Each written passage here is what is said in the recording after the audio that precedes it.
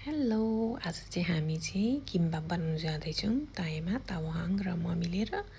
यो चाहिँ हाम्रो घरमै भइरहेको बेसिक चिजहरूलाई नै हामीले रेडी गरेको छौँ हैन क्र्याब अन्डा vegetable Korean rice and of course sushi rap हैन अनि त्यसपछि चाहिँ हामीले राइसबाट सुरुवात गऱ्यौँ सुरुमा राइस हाल्यौँ त्यसपछि अन्डा अनि सम भेजिटेबल्स लाइक काँक्रा र गाजर अनि यो चाहिँ उनीहरूको फेभरेट हो नि त भेजिटेबलको नाममा उनीहरूले यो चाहिँ प्रायः खान्छ नै अनि क्र्याब पनि एड गरेर अनि यसलाई चाहिँ र्याप गर्नतर्फ लागियो हैन अनि र्याप गर्दाखेरि चाहिँ अलिकति मलाई उयो अप्ठ्यारो जस्तो भइरहेको थियो तर जसोतसो मैले र्याप पनि गरिहालेँ अनि त्यसपछि काट्न थालेँ अनि काटेर सबै काटेपछि चाहिँ मैले चाहिँ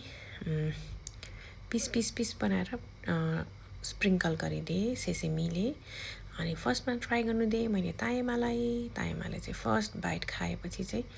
मिठो भयो भनेर एकदमै उनीहरूको मेहनत हो नि त उनीहरूले पनि बनाएको त्यही भएर एकदम मिठो भयो मम्मी मिठो भनेर पुरै एक्साइटेड भएर देखाउनु हुँदै थियो त्यसपछि चाहिँ मैले आफै ट्राई गर्न थालेँ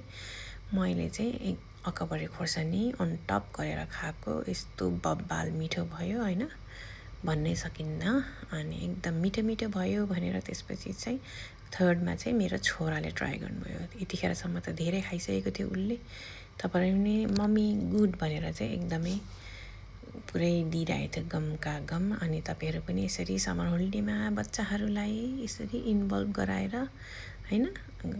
यसरी बनाएर खान सक्नुहुन्छ उनीहरू चाहिँ गमी बियर भन्दै पुरै खेल्दै खानु हुँदै थियो thank you for watching guys bye by